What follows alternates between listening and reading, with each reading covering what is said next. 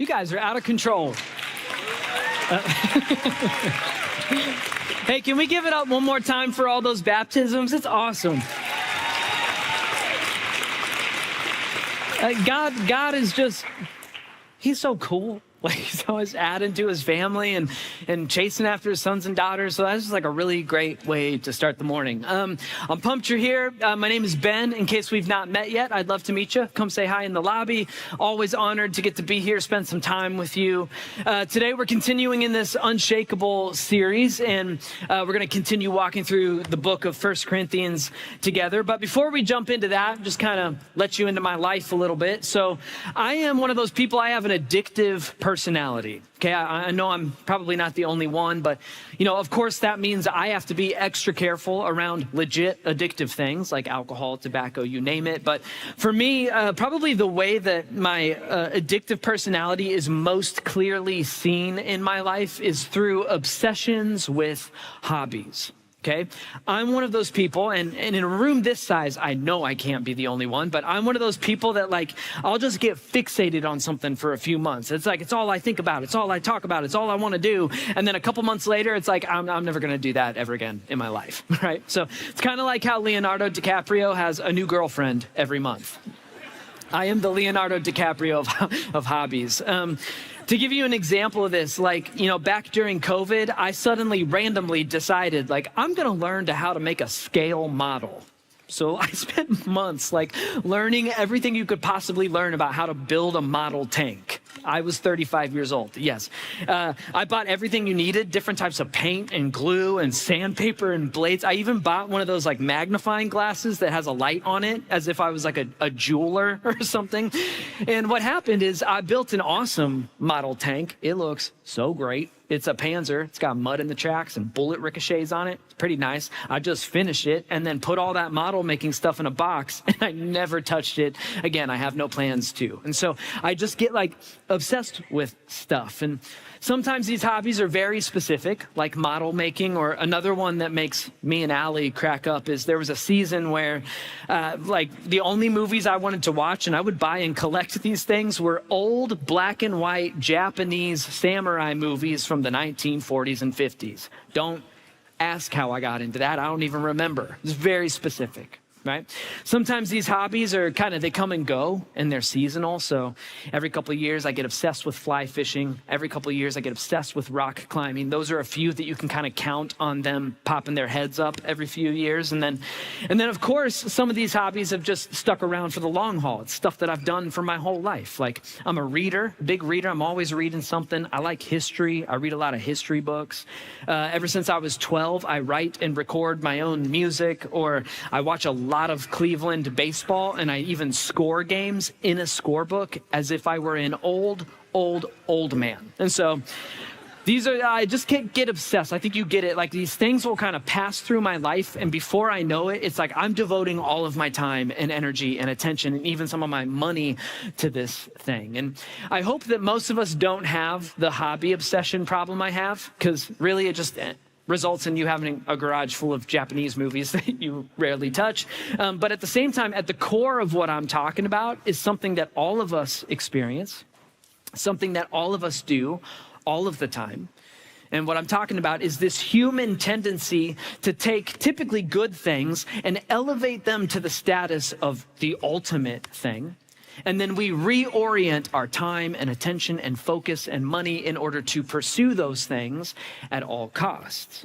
And of course, it's easy to chuckle at. It's easy for me to poke fun at myself when we're talking about stupid stuff like samurai movies. But it's a whole new ball game when we start thinking about how maybe we've made money or sex or power or career success or other people's opinions of us, you name it. Things get really real when we start to realize we've made those things ultimate in our lives and we've pursued them at all costs. That's less funny to talk about. And yet that's what we're going to talk about today as we dig into 1 Corinthians chapter 10, because in this chapter, Paul's going to touch on a principle that you find all throughout the Bible. It is a principle that I think will help us understand why we get so often stuck in sinful patterns, stuck in bad decision making. It's a principle that I think will help us learn how to get unstuck more often. because today Paul is going to talk about the principles of worship and idolatry. Okay, now especially the word idolatry, I know it sounds extreme at first, but what we're about to learn together is that worship and idolatry are two things that every single human being on planet Earth, you and I included, they are two things that we are doing all of the time. Okay, we are always worshiping, and because of that, we are always engaged in some form of idolatry. And again, I know it sounds exaggerative, so at this point, let's just jump into the Bible, let God speak for himself on worship and idolatry. Okay, so the meat of what we're going to talk about and learn today is in 1 Corinthians 10, but we're going to be able to understand it better if we first back up a little bit and reread the last few verses of chapter 9. That's going to give us context for chapter 10 right now. So you might remember these verses from last weekend, but to kind of jog our memories, Paul ends chapter 9 by saying, "Do you not know that in a race, all the runners run, but only one gets the prize? Man, run your life in such a way as to get the prize. And everyone who competes in the games, they go into strict training. They do it to get a crown that's not even going to last. We do it to get a crown that's going to last forever." And so then Paul says, "Therefore, I do not run like a man running aimlessly. And I don't fight or box or spar like a man beating the air. No, instead, I beat my body. I make it my slave so that after I have preached to others, I myself will not be disqualified from the prize." All right, so Paul ends chapter 9 by giving us this metaphor. And he says that for a Christian, the life that we're trying to live, right? This life where we're trying to become more like Jesus and love other people like Jesus loved other people. He says that this kind of life is similar to physical training in the sense that it's going to take dedication and consistency and hard work. And this is good context for chapter 10 because for just a minute, think about working out, okay? Think about going to the gym. That takes dedication, takes consistency, takes hard work. But if you keep it up over time, you start to see changes, right? You start to feel healthier. You start to have more energy. With enough time, like your physical body itself will begin to change. However, if you ever stop putting in the work at the gym, then eventually your body will return to its default state.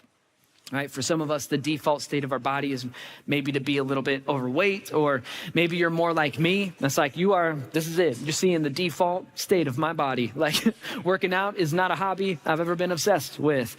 And so the default state of my body is like during strong gusts of wind, I have to find something to anchor to. That's who I am. So now spiritually speaking, Paul's saying if you want to grow and mature and become more like Jesus, then just like physical training, that's going to take hard work and consistency and dedication. And in the same way, if we ever stop putting in the work spiritually, then our spirits will return to their default states.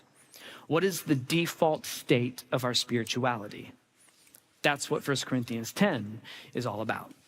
Right? And to teach us and to explain this, Paul's going to kind of remind us of a little history lesson. He's going to give us an incredibly brief summary of God freeing the Israelites from slavery in Egypt. So here we go, chapter 10, verse 1, Paul writes this. He says, "For I do not want you to be ignorant of the fact, brothers, that our forefathers," that's the Israelites, man, they were all under the cloud and they all passed through the sea.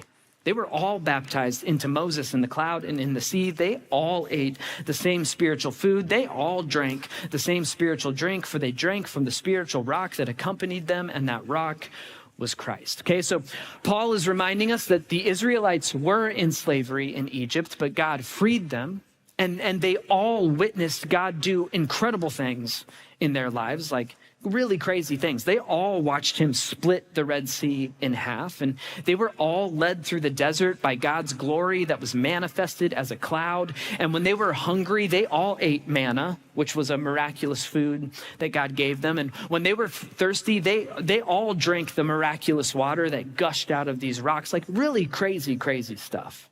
And yet in the next verse, Paul says, "Nevertheless, God was not pleased with most of them, and their bodies were scattered over the desert." This is the part of the history lesson that Paul does not want us to repeat.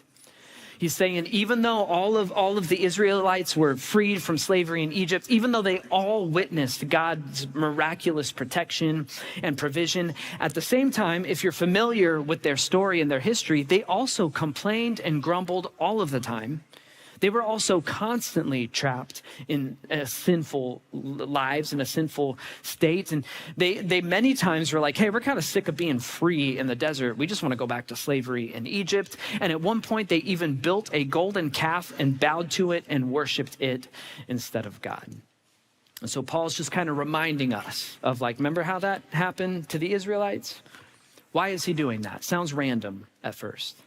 He explains why in the next verse. Look, he says, now these things occurred to the Israelites as examples to keep us from setting our hearts on evil things as they did. So do not be idolaters as some of them were. Okay, we're getting somewhere. We're learning now that Paul's giving us this history lesson as a warning, and he's warning us to not become idolaters. Okay, we'll skip the next few verses. You can read them later. Paul just continues driving this point home, giving examples from the Israelites' history. Basically, he's just saying, hey, idolatry didn't go well for the Israelites. It's not going to go well for us. And then in verse 12, he says this. He goes, if you think you're standing firm, be careful. All right? Be careful that you don't fall.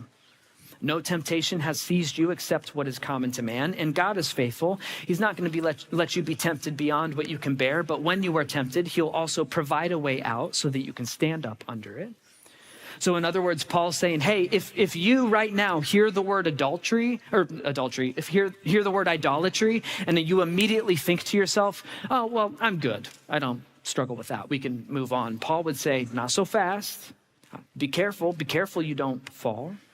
He says all of us are going to be tempted to worship idols. However, he also says God will always provide a way out, like this trapdoor escape, whenever we're tempted to worship idols. And then, next verse, Paul kind of bookends this longer thought of his with one more in-your-face clear warning, just in case any of us are still confused on what he's talking about. Verse 14, he says, therefore, my dear friends, flee from idolatry. Okay, so this history lesson that Paul's given us, this warning against idolatry, it comes right on the heels, remember, of this physical training metaphor he gives us, where he says spirituality, just like physical training, requires dedication, consistency, and hard work. And if you ever stop putting in the hard work, then our spirits will return to their default states. And then he just told us what the default state of our spirituality is. It is idolatry. And this is building on a fundamental truth that you see all throughout Scripture. Okay, it is the truth that human beings, you and I, were made for worship. That is why we were created. We are always worshiping. We can't not worship. According to the Bible, there is no such thing as an atheist. There's no such thing as an unbeliever. There's no such thing as someone who's decided to just worship nothing. It's not possible because we're always worshiping. It's what we were made for. Instead, according to the Bible, there are just people who worship God and people who worship other things. And Paul says when we're not putting in the work spiritually, we will return to our default state. And apparently, the default state of your spirituality and my spirituality is not, oh, I just kind of felt distant from God lately, or I just kind of stopped putting in the work of reading the Bible. That's not it. The default state of our spirituality is not a lack of worship. It's idol worship. And again, I get it. It still sounds extreme to many of us. So let's kind of dig into these concepts all the way down so that we can better understand it. Okay, what is idolatry? Dictionary definition of idolatry is to worship anything or anyone other than God. And I want to get into that, but we can't really until we first understand the concept of worship. What does it even mean to worship something or to worship someone? Because here's my bet. When I say the word worship, I guess most of us immediately picture religious practices, right? So we hear worship and we think about coming to church. on a Sunday, or singing worship songs. That's even what we call them. Or we think about taking communion or reading our Bibles or praying or practicing generosity. And all of those things are wonderful things that we should all be doing with our lives. And when we hear the word worship and we picture those things, we're getting close, but we're not all the way there yet, because worship is something deeper than that. Worship is the thing going on behind all of the religious practices. The best parallel that I could think of, at least, is kind of like the concept of love, right? So I love my wife. Her name is Allie. But if my son Micah comes up to me, he's 10, he's starting to get interested in girls. If Micah comes up and he's like, hey, Dad, what is love? If I look at him and I go, oh, love is when you buy flowers for someone on their birthday. That's not enough, right? We all know that. We all know that that's not what love is. Love is something deeper than that. Love is the thing going on behind the buying of flowers. And if I buy Allie flowers on her birthday, that might be one way that I display my love to her, but it's not love itself, right? We know that. What is love? It's like love's something going on, man, like in the spiritual realm. Like love's something going on between two souls. If I were to try my best to define love, I would say that, on my best days, love is this deep, spiritual, oftentimes totally illogical desire for me to sacrifice myself for the benefit of another person. That's love, right? It's this spiritual thing. It's a heart posture. That's why I'm able to love Allie and also love my kids. And I love my buddies. And I can even love strangers. I just display my love differently depending on who I'm dealing with. I have to. Because if it's my buddy's birthday and I buy him flowers, right? And then I'm like, hey, just you and me are going to get candlelight steak dinner tonight. That's weird, right? That's how I display love to Allie. I display love to my buddies by talking sports with them, being a man they can trust, and always being available to help move heavy things. Like that's what love for my friends looks like, okay? In the same way, going to church, praying, singing songs, reading your Bible, serving other people, these are different ways of displaying our worship. It's not worship itself. What is worship? Well, to cut to the chase, according to the Bible, worship is a heart posture. It's something going on in the spiritual realm between souls, because worship, at the end of the day, to worship is to elevate something as ultimate and then rearrange your life to pursue that thing at all costs. That's worship. Worship is literally worthship, like declaring that something is worth it. It's worth pursuing.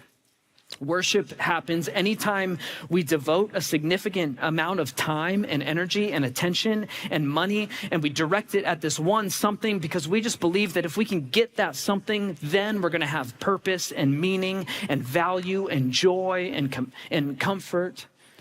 Right? Worship is happening whenever we look at something and we go, man, just this thing or this person, if I could just attain this or have a little bit more of this or grow closer to this, then my life is going to settle into place. Then I'm going to be fulfilled. That is worship. Okay, when we worship God, we're making him ultimate and pursuing him at all costs. That's worship. Now we can go back to idolatry. And idolatry is when we worship anything or anyone other than God. In a different letter, Paul talks about this. He says it like this. He goes, they exchanged the truth of God for a lie, and they worshiped and served created things rather than the creator. So idolatry is whenever we're not worshiping God, we're just worshiping stuff he made, right? Or here's a cut and dry working definition of idolatry for us this morning. Idolatry is looking to anything other than God for purpose, significance, and fulfillment. And when we define idolatry that clearly and that simply, that's when we start to go, oh, okay.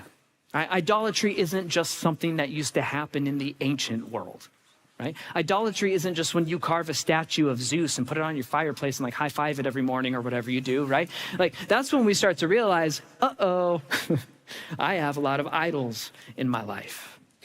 And that's a good thing to realize this morning, because the first step to dealing with our idolatry is just kind of recognizing our own idols. And it's easier to do that in other people's lives, harder to do in our own, right? It's easy to go like, she cares about what she looks like, right? Or we'll look at that guy's car and be like, he obviously thinks he's successful. It's easy to pick out for other people. It's hard to do for ourselves. So how do we identify idolatry in our own lives, which is the only business you've got, by the way? You can stop pointing it out in other people's lives. How do we identify idolatry in our own lives? Okay. Super indebted to the late, great Timothy Keller, especially his book, Counterfeit Gods, very helpful in preparing for this message. But Keller said it's actually easy to identify idolatry in our own lives. You just got to ask yourself a question.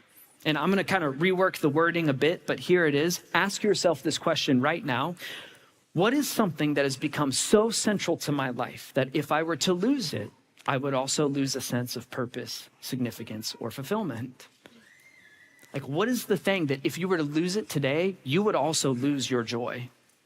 You would lose your sense of comfort or security. You would lose your sense of understanding in the world and what it is that you offer, and you would lose your sense of value. Like, honestly, I love and hate that question. I love it because it's so helpful in identifying idolatry in my life. I hate it because it's too helpful in helping me identify idolatry in my life. I ask myself that question and it's like, I'm swimming in idolatry. To be honest, like there are so many people, so many things that if I were to lose them overnight, I don't know who I am anymore. Right? I don't know what value I bring to the world. And I don't know where I would turn to find joy and comfort anymore. And these idols in my life, almost all of them are good things. It's just I made them an ultimate thing. And even good things, when made ultimate, become bad gods. And so what do we do about the idolatry in our life? Well, the first thing, like I said, is we've got to recognize our idols. You just got to put the work in, figure out like, what is it that I'm idolizing right now? Ask that question from Keller. Answer it honestly and brutally for yourself. It's going to take hard work. Paul warned us about that one, right? But that's work that you got to do between you and the Holy Spirit. But to kind of help get our minds and hearts in the right direction, here are some examples of pretty typical idols that we worship, okay? What about your career, your job, your career? Again, if I'm being honest, this is one for me, right? If you were to come up to me in the lobby after this and be like, hey, I can see the future. Don't worry, it's just always something I've been able to do. And just a little heads up, you're never going to teach another sermon in your life. I'm embarrassed to admit it, but if that were to happen, my identity would be thrown into chaos. I would suddenly be like, man, what's the point of my life? What's the point of the last 15 years of my life? You know what that reveals to me? It reveals that I've not been looking to God for my purpose. I've been looking to teaching about God for my purpose. Those are two very different things. I have an idol in my life. And probably you don't do ministry, but maybe you feel the same way about your job, your career. It's like you've pointed so much time and energy and attention and focus into like career success because you're telling yourself, then I'm going to be meaningful, then I'm going to have value. And it's gotten to the point where if you go into your job tomorrow at 8 a.m. and they fire you or lay you off, that's going to throw your entire life into chaos and turbulence. It might be an idol. How about this one? I used to help lead a young adult ministry back in Colorado. So I met a lot of young men and a lot of young women who would say to themselves or think something like, man, if I could just meet that special someone and marry them, it's like, then my life is going to get started. Then my life is going to fall into place. And especially for the women, I used to want to look at them and be like, have you met like a man before? Do you know what we're like? You're going to put your whole life on hold right now until you marry some guy that $100 says he's got buffalo sauce on his face right as we speak. So whatever. And of course, there's wonderful men and women here, and we're made in God's image, and marriage can be beautiful, and da-da-da-da. My point is that if we're looking for all of our purpose and our significance and our fulfillment in relationships, whether it's your future spouse or your current spouse, that's idolatry. We're taking good people, we're turning them into bad gods. We shouldn't do that to people we care about. Money, of course, big idol, right? This is the one that Jesus decides to point out in his Sermon on the Mount. He says you can't do it. You cannot worship both God and money at the same time. One of those has to walk out the door. And we're all tempted to go, oh, I don't worship money. Well, it's like, I don't mean we worship the thing itself. Right? It's not that old cartoon of Scrooge McDuck jumping into a swimming pool full of gold coins and cackling while he does the backstroke. That's not what I'm talking about. Instead, we worship the things that we think money can purchase for us. We worship security and status and comfort. So we worship security. Like if I could just get, a little more in my 401k or just build up my savings a little bit or get that promotion and get that raise, then I won't have to worry anymore. Or we worship status, right? If I can get the new phone and get the new car and dress a little bit better, get nice clothes, then people will see me as successful. Then people will see me as beautiful and they will respect me. Or we worship comfort, right? If I can just get that boat and that jet ski and take it to Table Rock every single weekend, then I'm gonna be able to relax and unwind and enjoy my life. The truth is, because you and I were made to worship, everywhere you look, there's a potential idol. Right? Everywhere you look, there's something good that if we're not careful, we're gonna elevate it to the status of ultimate and then pursue it at all costs. I could give examples all day long, but what do we do about the idolatry in our lives? The first step is we have to recognize our idols. And then after that, after we kind of see what we've made an idol in our life, what do we do next? Well, what does Paul say to do? I'll remind us. 1 Corinthians, he says, therefore, my dear friends, flee from idolatry. What does he say? He leans in close and he goes, run the other direction. After we recognize our idols, we have to run from our idols. And what does that look like? Because I think that looks different depending on what it is that we've made an idol in our life. So for me, at least, I feel like there's kind of three main categories of idolatry in my life, at least, right? Over here, the first category is stuff that we just got to straight up run from this stuff. This is the stuff like the pornography or the binge drinking or the growing list of one-night stands. It's like there's some stuff in our lives, like it's never going to bear fruit in your life. Just run like your hair's on fire. That's that stuff. Okay, there's like another category of stuff that I think maybe one day it could be redeemed in our lives. But right now, we probably don't have the self-discipline to do it, so we should just run. What do I mean by that? For you, maybe that would be social media. Okay, maybe you get the little alert every Sunday that's like, you spent 4 hours a day on social media. And you're like, that's like a part-time job that I just spent on social media. And you're starting to realize like, maybe I'm kind of worshiping my self-image through that, or maybe I'm worshiping other people's opinions of me through that. And it's like, maybe one day you'll be able to engage in social media in a healthy way, but maybe not yet today. Maybe just run. Like Paul said, right? Maybe just get as drastic as he said to get. Just delete the app, right? What's crazy is you delete the app, you immediately get 4 hours back in your day. That's 4 hours to do something rad, or at least do something that doesn't deteriorate your self-esteem or foster envy and jealousy. So that's one category where it's like maybe later, but probably not today. And then there's this other category of idolatry where some of us are going like, dude, I don't know what to do because I've made an idol out of something that I can't or don't think I should run from. We made an idol out of our careers or our jobs or our kids or our marriages. And we know, Paul's not saying like, hey, you made an idol out of your marriage, so just run, dude, pack your bags and get out of that. We know he's not saying that. So what do we do with those types of idols in our life? And here it is. If the bad news is that nearly everything in life can be worshiped as an idol, the good news is that nearly everything in life can also be used to display worship to God. This is what Paul says later in 1 Corinthians 10. He says, so whether you eat or drink or whatever it is you're doing, do it all for the glory of God. In other words, in the larger context of 1 Corinthians 10, Paul's saying, hey, sometimes the wise thing to do is just run, right? Delete the app, Put a blocker on your phone and computer. Let your wife come up with the password. Pour the bottle of bourbon down the drain. Just do whatever you got to do. Just run. And then other times, the wise thing to do is to reorient your thinking and actions around your idol. Like whether you eat or drink or whatever it is you do, find a way to do it to the glory of God.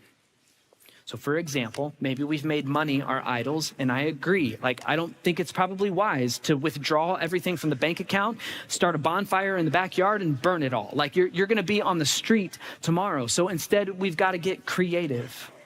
Right? What is like one practical, tangible change that you could make today in your relationship with money that will remind you that God is king of your life and not your bank account? Right? Maybe you start tithing to the point where it feels like a little bit scary. Or maybe you set aside money every month. You write it down, you budget money every month, and this money is just to care for other people. Right? This is to buy groceries for the buddy who lost his job, or to pay to have the house cleaned for the woman who lost her husband, right? But what can you do to reorient your thinking and actions around money, as an example, to remind yourself that, man, God is king of your life and not your paycheck? Okay, it's going to take hard work. Paul was clear about that. It's going to take creativity, but the goal is to take our idols off the pedestal of ultimate so that we can just put God back where he belongs and pursue him at all costs. All right. I feel like I talked fast. If you're anything like me, right now you feel, this is how I feel. When I understand what idolatry truly is, it feels like whack-a-mole basically in my life. Like, I'm like, oh, there's an idol. It's like, oh, there's another one. Oh, there's another one. It just feels like they're everywhere in my life. And if you're anything like me, you're tempted to feel a lot of guilt and shame, maybe even some embarrassment around how many idols you have in your life. So I'd love to end by just kind of reminding you of some of the stuff that's awesome about following Jesus. Okay, one of the things that's awesome is that when he died and then walked out of that tomb 3 days later, when he did that, or when you put your faith in him and said, hey, I'm done fighting you and I'm ready to follow you, when you did that, like, there was no fine print. No fine print. Like, Jesus doesn't hand you a contract that says, I love you, I'm yours, you're mine. And then you get a magnifying glass and you see, as long as you always do A, B, and C, and you never do X, Y, and Z. No fine print. Like, he knows your past, he knows your present, he knows your future. Like, he knew what he was getting himself into when he dragged us out of our graves. There is no fine print to Jesus's grace, mercy, and forgiveness. Which means when we begin to identify idols in our lives, we don't need to feel any shame. You can feel relief. It's like, there it is. There's proof that the Holy Spirit is pointing out something in my life that he wants to heal. Like, here it is. This is something that he and I can get to work together on. You can feel relief. You also don't need to feel overwhelmed. If you're like me and the amount of idols in your life, it feels like whack-a-mole. You don't got to destroy every mole by next Sunday. Pick one, give it a good smack, right? Then move on to the next one. And then ultimately, we would never do any of this because, we're suckers for misery, or because we're like, oh, I got to be obedient, be a good little Christian soldier. It's like, no, that's not why we're doing this. We're doing this because we truly believe that all the things we've been looking for in our idols can truly and finally be found in our Savior. And so I want to leave you with this verse. I like this one. This is Psalm 135. They talk about idols, and I like the way he talks about it. He says, the idols of the nations are silver and gold, made by the hands of men. Man, your idol has a mouth, it can't speak.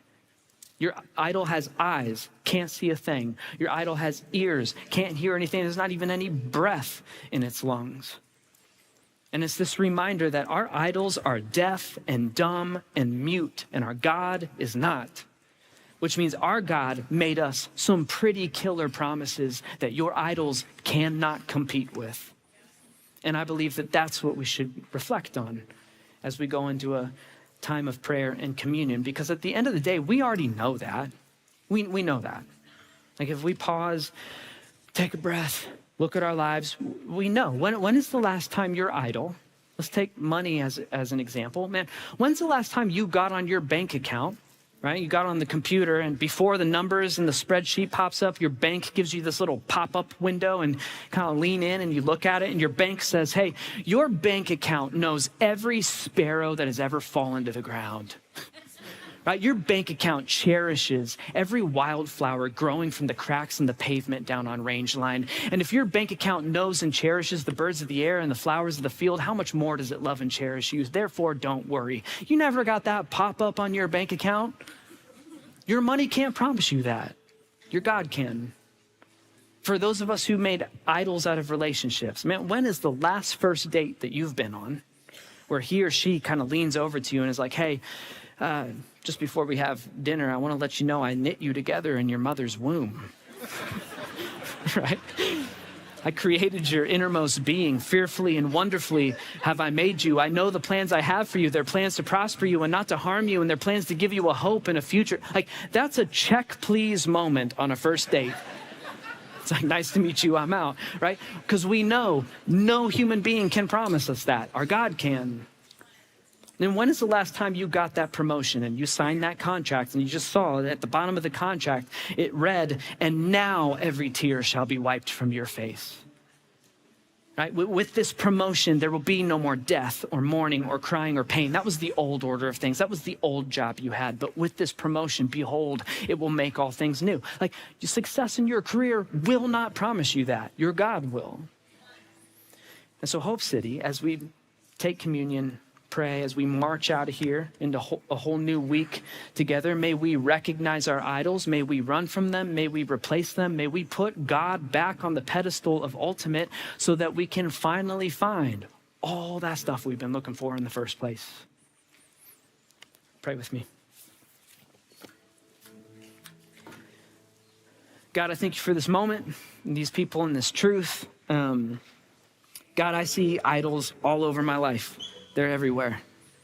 All kinds of stuff that I've been chasing after because I thought maybe that would give me some meaning. Maybe that thing over there would give me some purpose. And this thing over here, that's where I'm going to find joy. And here's where I'm going to find security and comfort. And they're all deaf and dumb and mute.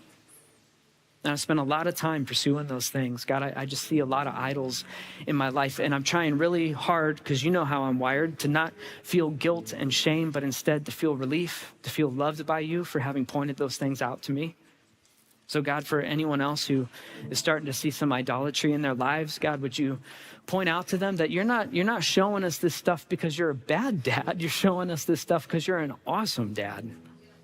So help us to trust in you. Help us to have the wisdom and the discernment and the courage at times that it's going to take to kind of figure out which idols do we just need to run from and which do we need to kind of reorient our thinking and our actions around. But God, would you help us to figure that out? Because there's a lot of stuff that our souls are hungry for, and we've been pursuing those things in the wrong places. We're looking for the right things. We're just looking in the wrong place.